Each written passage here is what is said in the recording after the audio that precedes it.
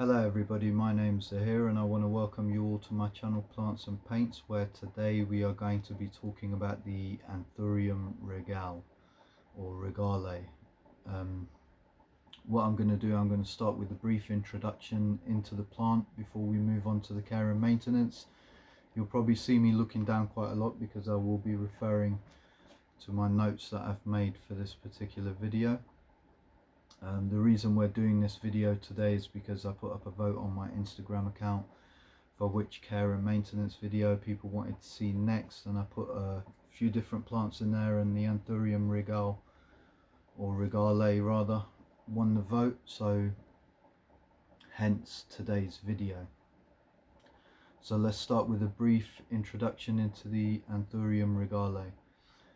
The Anthurium Regale is a terrestrial species of plant from the Araceae family. The Anthurium genus are an aroid plants originating in the neotropics and totaling around 1,000 species of flowering plants. The Anthurium Regale is native to Peru and was originally identified in 1888. This particular aroid is a member of the Cardiolontium, which is a section identifying plants with leaves which have a soft velvety texture to them. And the common term for this is volutinous, which generally translates to a leaf having a fine, dense, silky pubescence, i.e. a velvety texture to the leaf. Other well-known specimens from the Cardiolontium section include plants such as the Crystallinum, the Magnificum and the Warockianum. That's just to name a few. So generally plants with velvety textured leaves fall into that category of species. So the Anthurium Regale can grow to some amazing sizes, with some growers reporting leaf blade sizes in excess of 6 feet, which is absolutely huge. I would love to see a Regale at that sort of size myself. Although these sort of sizes are reserved to the more experienced and researched growers with a wealth of experience, such as the well-known Dr. Darian, whose photos sporting his amazing Anthurium Regale, which towers above him, can be found on the internet just by searching the plant name, and you'll be able to see it. It's the only guy with one that sort of head above him, and the leaf is just absolutely humongous. This does not, however, mean that under any circumstances is it not possible for the hobbyist grower to achieve some absolutely spectacular results, with your homegrown Regale leaf sizes often being reported at reaching at around 3 foot in mature specimens, which is absolutely brilliant. So I think at this stage the most important thing to remember here is that the size you can achieve growing your aroid is only limited by a few key factors revolving around the quality of their growing conditions. So providing the ideal growing conditions as well as a well-balanced nutrient regime and ensuring avoidance of predation will simply put allow your plant to just get bigger and bigger. So that is a brief introduction into the Regale, and what we're going to do in a second is we're just going to move on to the care and maintenance of the plant. If you're not aware, all of the plants in the background here, bar that one there, are all Regales, and I also brought my plant into the video as well, just to give you an example. And as a head test, you can see this is absolutely huge. I measured this earlier, and the leaf blade on this is actually measuring around about 55 centimeters at the moment. And also I have a new leaf on the way as well, which I'm hoping is going to remain perfect. When I first received this, it had a little bit of crisp, if you like, on the leaves, on the leaf rather, which I managed to stabilize pretty soon after it came in. But then when I moved from my home into the office, I had to spend some days getting the humidity level in here correct, and it took a little bit of a beating over those few days and actually gained a few new crispy bits, but I've seemed to have stabilized everything now.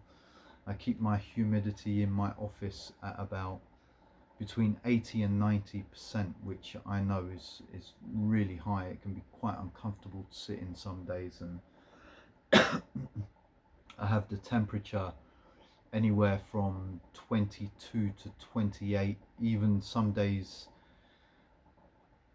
just a little bit higher than that, but generally I like to keep it between 22 and 28 degrees in here, depending on the time of day. So around about 1 o'clock, 2 o'clock in the afternoon, it starts getting to its peak temperature, but when I get in the morning, it generally is about 20-21 degrees in here, and at about 80% humidity. Let me just grab my humidifier to show you what it is currently. So at the moment it's at 23.1 and humidity in here is at 86%.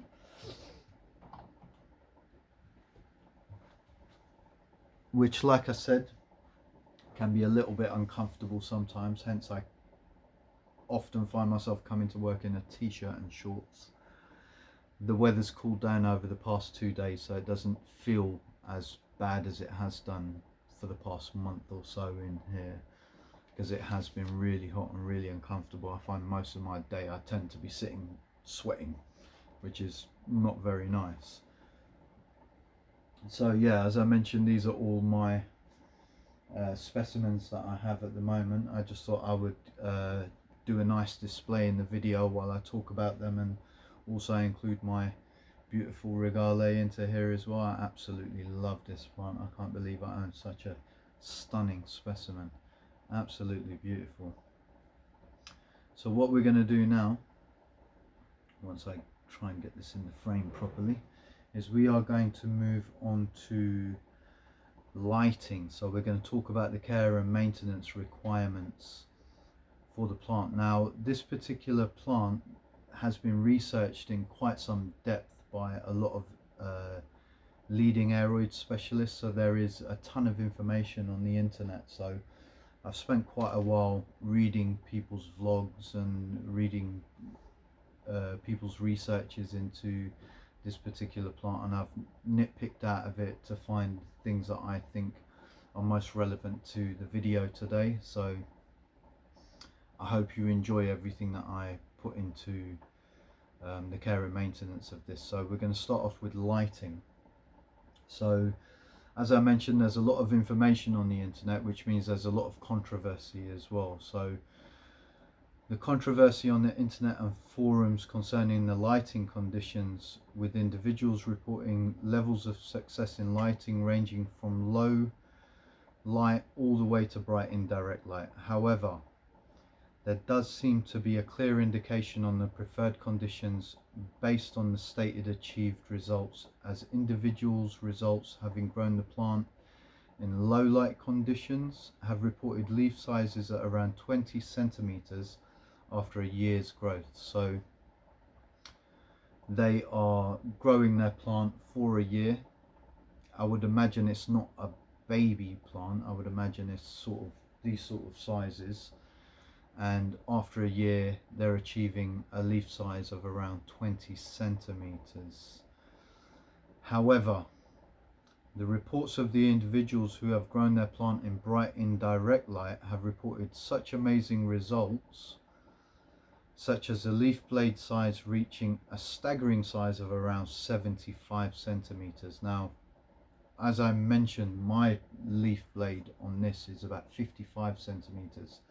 So adding another 25 centimeters to that, it wouldn't fit in the frame. So you're talking a huge amount of difference. I'm sure that some of these plants here in the background are probably measuring about 20 centimeters. I'd imagine this one here probably is around 20 centimeters, and you can see the difference. If somebody is saying that they've spent a year growing the plant and it has reached 20 centimeters, that size, and another person has done exactly the same and managed to achieve something a lot bigger than what this is, then, you know, after a year's worth of growth, depending on what kind of space you have available, you might be more inclined to want to grow something that is going to grow huge in size, rather than something that's 20 centimeters, or you might not have the room for it, and therefore you might only want the leaf blade size to get to around 20 centimeters. So just to summarize,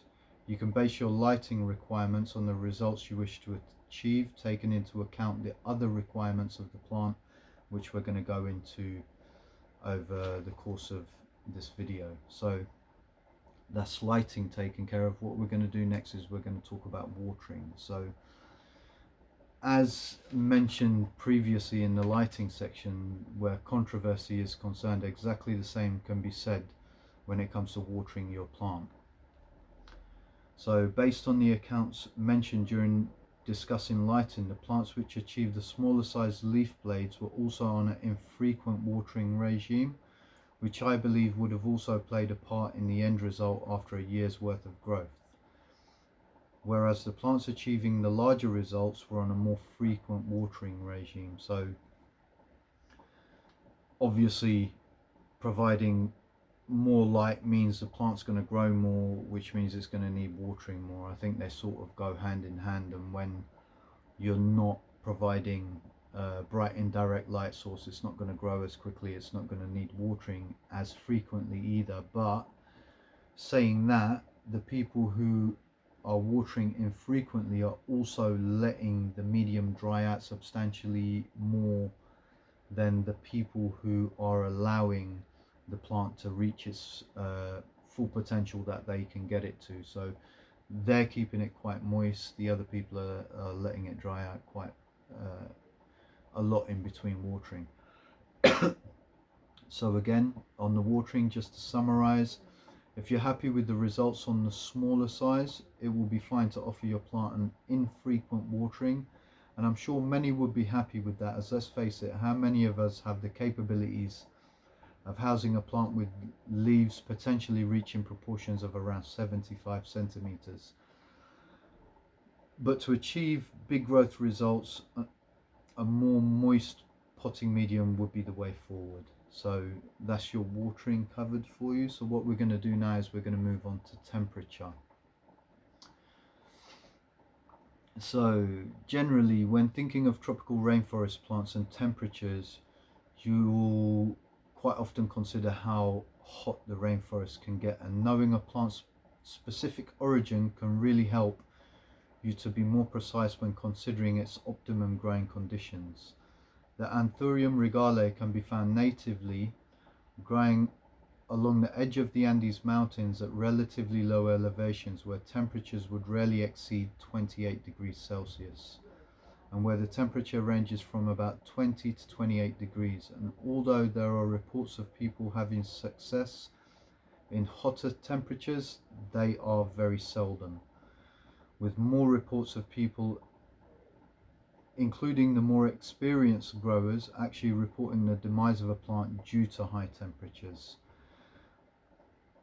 As well as that, you can also just look at the areas where it naturally occurs to understand its requirements, as it's generally only located in Peru's Rio Huallaga Valley and its surrounding areas. So it's in a very limited area where you can actually find this naturally growing, and the temperatures there are very specific. It tends to be on a cooler side of the mountain range there, rather than in the deep heat of the jungle, if you like. So that is the temperature spoken about. Now what we're going to do is we're going to move on to humidity. So being that the natural humidity level of a rainforest is around 100% at most times, the higher the humidity you're able to provide, the happier your plant will be. And for the better end result, you want to keep that humidity as high as possible. From other accounts, an acceptable range seems to be from 60% upwards, but that again is based on what you want to achieve with your plant. So if you want to get huge leaf blade sizes and you want quick growth over the period of a year, then the higher the humidity, as well as the other factors that we've mentioned, the more likely you are to achieve that. Whereas starting off at 60 to 65% and sort of averaging around those sort of humidity levels will allow you to sort of achieve 20 to maybe 25 centimeter leaf blades in that first year of growing your plant with yourself. So that basically sums up the humidity. If you're at home and you struggle with keeping your humidity quite high, or you have a humidifier and you generally want to keep your humidity in the room at about 60% or between 60 and 70, but you want to raise the humidity around the plant, there are several things you can do to do that. So for instance, you can put a bowl of water near your plant, and adding something simple like a fish tank aerator, so an air pump with an air stone on the end, will help that water to evaporate for you. Also, misting your plant regularly will help to raise the humidity. So little things like that will ensure that the humidity around a particular plant that you're trying to raise it around will actually be raised in comparison to the rest of the room where you're trying to keep, as an example, 60% humidity. So that's just some extra tricks for you to use should you want to raise that humidity around a particular plant, but not everything within your collection. So that is the humidity talked about. What we're going to do now is we're going to move on to potting mix. So you'll require a well-draining potting medium for your regale, so I'd recommend the following potting medium for it.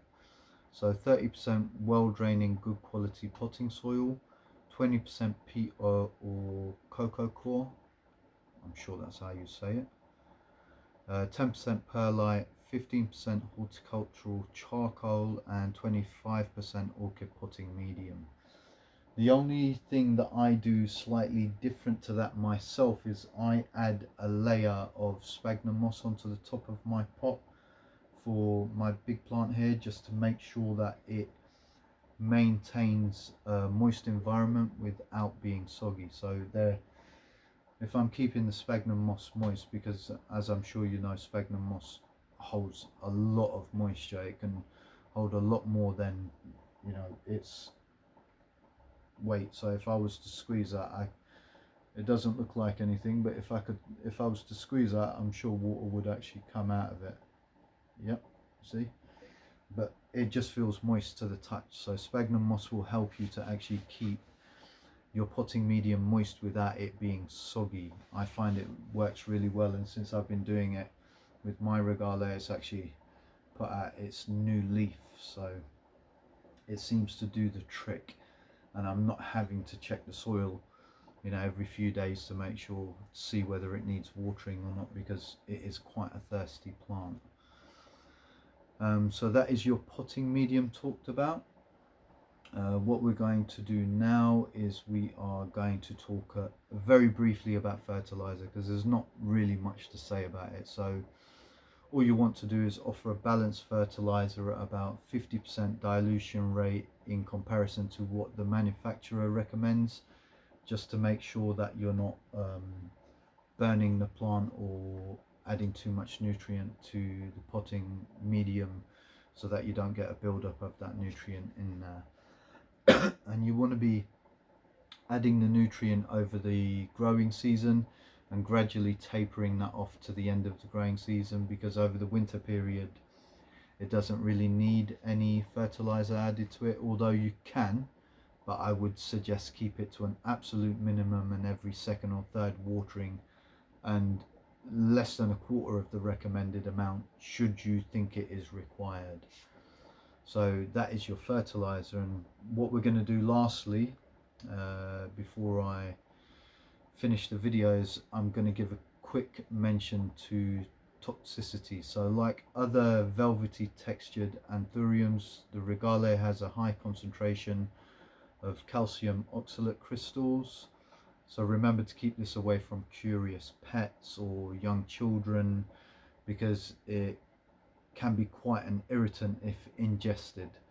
So, you know, cats or dogs that like to have a nibble on your plants, you want to keep them away from this. Or curious children who, you know, might end up tearing a leaf or something and then getting the calcium oxalate onto their hands, and then end up putting their hands in their mouth, you know, anything like that. It can be quite distressful for either your pet or your child, or anyone who's unaware of the fact that the plant has that level of toxicity in it.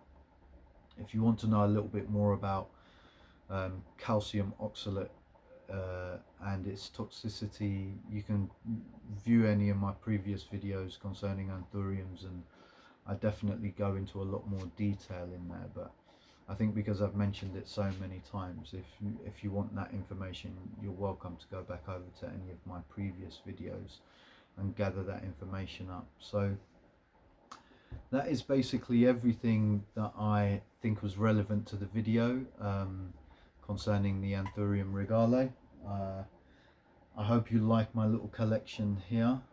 They're all actually due to go out to customers soon, and I'll just give you a close-up of my beast of a plant here and show you his new leaf that has just started emerging. As you can see, the petiole on this is almost the same size as the petiole on the previous leaf. I'm hoping it's actually going to extend past that, and the leaf has only just started to properly start emerging now. So I'm really hoping that this leaf will be bigger than the previous leaf, because as I mentioned, in the growing conditions for the plant, I do tend to do everything that the more experienced growers are recommending to achieve those large results. So I'm keeping my humidity at 80% plus right now. I'm just looking at it, it's risen to 87. It generally tapers off in here on most days at around 99%, which, although great for you, like I said, it can be a little bit uncomfortable, but my plants are absolutely loving it. So I'm hoping that I can achieve some spectacular results to be able to show you with my specimens as well over the future. Well, I hope you've enjoyed today's video. I'm sorry I haven't been around much recently to film a lot. As I mentioned in my previous 2 videos that I put out, I lost my job, so I had to go into this full time. I had to change a few things around in my life as well, so hence I've been quite tied up. But I'm back. I'll be producing my content regularly again, and I look forward to seeing you in the comments, and look forward to hearing what you think about today's video. And I look forward to putting up my next vote on my Instagram account. For those of you who are not aware, my Instagram is Foliage.fanatic, and you can find me on Instagram. I'm very active on there. I put lots up on there. I also, at this stage, I run my online plant store from there, which is where I sell all these kind of plants. So feel free to pop over and have a look at what I've got going on. I generally ship all over the EU. I'm working on shipping worldwide as well. I've started shipping to several other countries, but everything is a bit of a process because every country has different rules and regulations concerning importing and exporting. So I have to work through them one by one. As I said, I hope you've enjoyed today's video. If you're new to my channel, please don't forget to subscribe. If you enjoyed today's video, please don't forget to give it a thumbs up, and don't forget to leave a comment. I really enjoy reading your comments, and I like responding to people. I know there are some people from some of my older videos who are waiting for responses. I will get onto those shortly, but thanks so much for tuning in. My name's Zahir, this is Plants and Paints, and I'll see you again soon. Thank you. Take care. Bye bye.